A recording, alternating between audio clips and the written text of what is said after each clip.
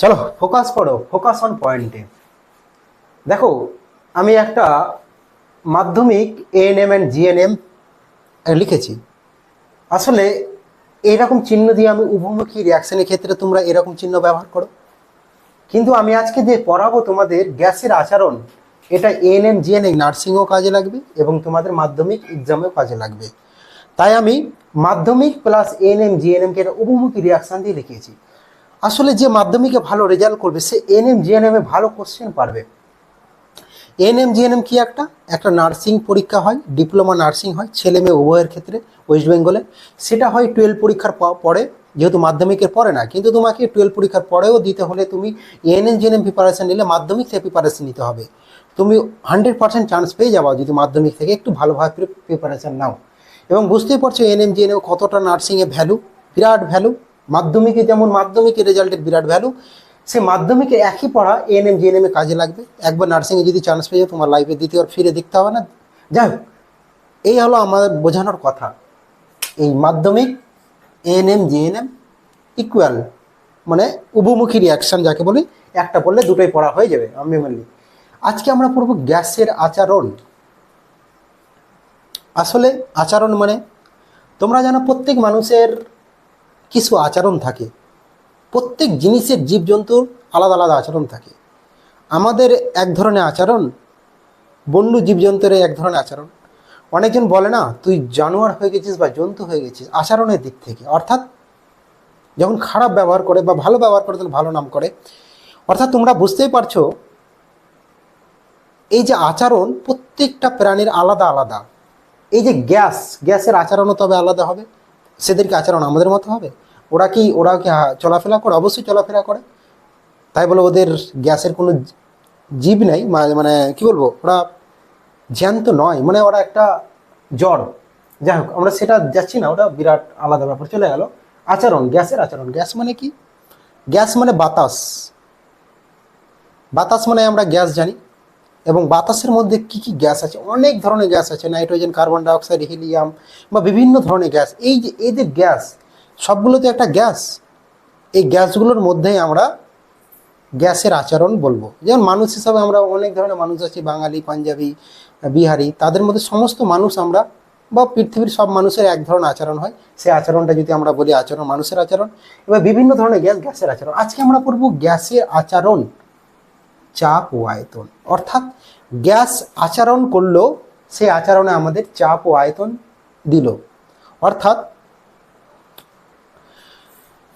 Suppose তুমি কল্পনা করো, একটা ফুটবলেরই কথা বলছি আমি। এই যে একটা ফুটবল, এই ফুটবলটা কেন ফুলে আছে? একে কে ফুলে রেখেছে? তোমরা সিম্পল উত্তর দেবা, গ্যাস ভরেছে বলে ফুলে রেখেছে। অবশ্যই, কিন্তু গ্যাস ভরেছে বলেই বা ফুলে আছে কেন? একটু যদি মনোযোগ দিয়ে ভাবো, অর্থাৎ ফিজিক্স মানে একটু ভাবতে হবে, ইন্টারেস্টিং সাবজেক্ট। এখানে অসংখ্য গ্যাসের অণু আছে।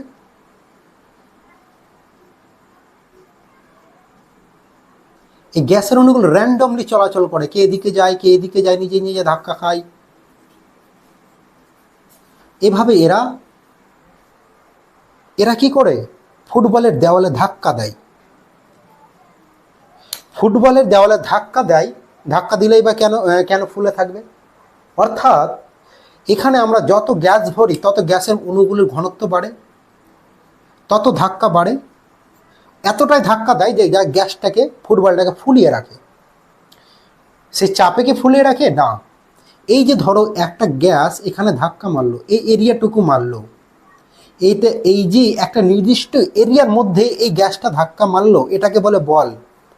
অর্থাৎ চাপ বলে পরিবর্তন হয়ে গেল। এই বলটাই এই ফুটবলটাকে ফুলিয়ে রাখছে, আর কথায় চাপটা ফুলিয়ে রাখছে। অর্থাৎ চাপ মানে সিম্পল কথায়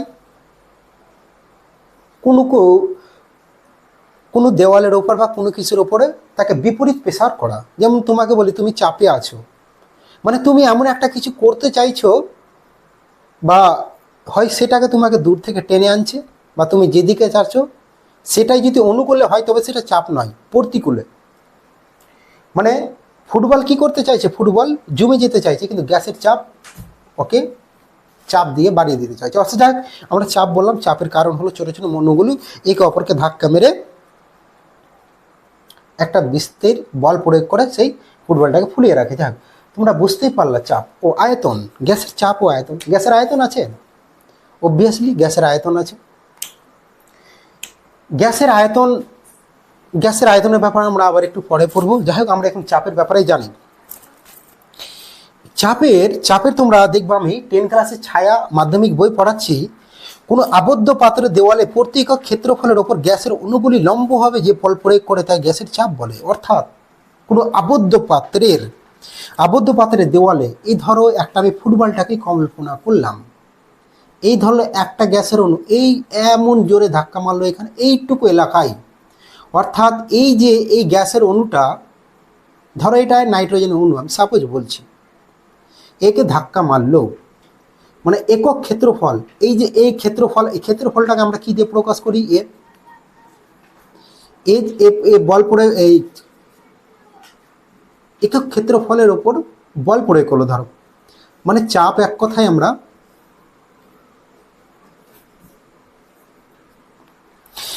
F/m, অর্থাৎ একটা জোরে গেল, একটা ধাক্কা লাগলো, মানে বল প্রয়োগ করা হলো কার উপরে? একক ক্ষেত্রফলের উপর, ওটাকে আমরা চাপ বলছি। এখানে চাপ, এটা বল মানে শক্তি। যেহেতু তুমি বলবে বল মানে, বলের একটা আলাদা সংজ্ঞা আছে। যাই হোক বল মানে তোমরা একটা নর্মাল গোদা বাংলা ভাষায় এখন ধরে রাখো, কোনো কিছুর ওপর আমি শক্তি প্রয়োগ করলেই সেটাকে আমরা বল বলবো। যাই হোক এটা গোদা বাংলা বোঝার জন্য। বলের সংজ্ঞা আমরা অনেকগুলো আবার যখন চ্যাপ্টারটা আসবে তখন পড়বো। অর্থাৎ চাপ মানে একক ক্ষেত্রফলের উপর কত বল প্রয়োগ করলাম সেটাকে চাপ বলে।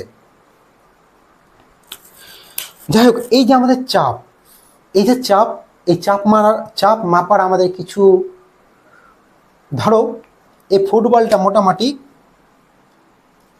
মোটামুটি 50 চাপ সহ্য করতে পারবে। 50 কেজি চাপ, 50 মিটার চাপ, না কি? অর্থাৎ কিছু একটা আমাদের একক দিতে হবে। তুমি চিনির দোকানে গিয়ে যদি বলো আমাকে 50 মিটার চিনি দাও, সে হাসবে। সেরকমভাবে পৃথিবীতে বা প্রকৃতিতে প্রত্যেকটা ফিজিক্যাল জিনিস আছে, যেমন চাপ ফিজিক্যাল আছে, প্রত্যেকের একটা নির্দিষ্ট একক আছে। সেরকমই চাপের একক আজকে আমরা পড়ব। যদি আমরা 100 চাপ দিই, 100 চাপ কি 100 পাস্কাল, ফুটবলটা ফেটে যাবে, সে সহ্য করতে পারবে না। অর্থাৎ লিমিট ক্ষমতা 50 কি একক বলতে হবে, এমনি শুধু 50 বলতে পারি না আমরা। অর্থাৎ আমরা যে গোটা পৃথিবীতে দুটো সিস্টেম একক চলে, একটা সিজিএস, একটা এসআই।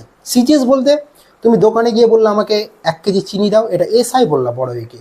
তুমি যদি দোকানে গিয়ে বললে 1000 গ্রাম চিনি দাও, এটা সিজিএস বললা। সিজিএস একটা ছোট একক, এসআই হলো একটু বড় একক। যাই হোক সিজিএস ও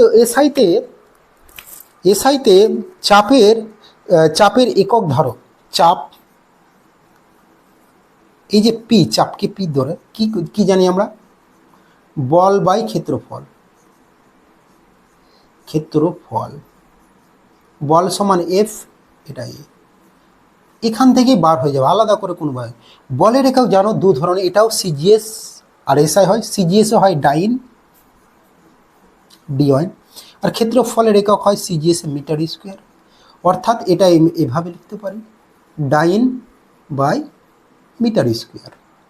এটা সিজিএসে গেল, সিজিএস। অর্থাৎ একক মানে কি বুঝতে পারলা? সিজিএস আর এসআই দুটো একক হয়, এই দুটো আমরা যা তোমাকে বললাম। এরপর আমরা এসআই একক বার করব, একটা এসআই একক বার করব। এসআই একক, এটা চাপ, বল F/A আমরা জানি। বলের এসআই একক কি? নিউটন, আর এটা মিটার স্কোয়ার। বল মানে তুমি কাউকে এক ঘুষি মারলা, তোমার থেকে প্রচুর একটা শক্তিশালী মানুষ আছে, সে এক ঘুষি মারলো। কে জোরে মারলো? যে শক্তিশালী মানুষ আছে সে মারলো। সে কতটা জোরে মারলো সেটা কিছু দিয়ে প্রয়োগ করতে হবে। ধরো তুমি 2 নিউটন মারলা, ও 6 নিউটন মারলো। অর্থাৎ নিউটন দ্বারা প্রকাশ করব, এটাকে একক বলে। যেহেতু প্রত্যেকটা জিনিস প্রকাশ করার জন্য কিছু একক প্রয়োজন, সেটা একক হলো, যেহেতু এই বলের একক এখানে নিউটন। যাই হোক আমরা এখানে নিউটন পার মিটার স্কোয়ার পেয়ে গেলাম। এই হলো আমাদের একক। এবার গ্যাসের চাপের পরিমাপ, আমরা গ্যাসের চাপ পরিমাপ করব কি করে? আমরা চাপ তো জানলাম, আসলে চাপ যে প্রত্যেক জিনিসের আছে, প্রত্যেক জায়গায় আছে। তোমার বাড়ির ওখানে এক ধরনের চাপ, সমুদ্রের সেই ধারে যাবে একটু সামান্য পার্থক্য চাপ হবে। ফুটবলের মধ্যে চাপ কী করে মাপবো? এই যে চাপ মাপবো, এই মাপার মেশিনটার নাম হলো ম্যানোমিটার। দেখ, আমি সিম্পল উদাহরণ দিয়ে একটা বলছি। যত ওপরে যাওয়া তত চাপ বাড়বে, যত নিচে নামবার চাপ কমবে। আসলে চাপ মানে, আমি একটা বায়ুমণ্ডলীয় চাপের কথাই বলছি।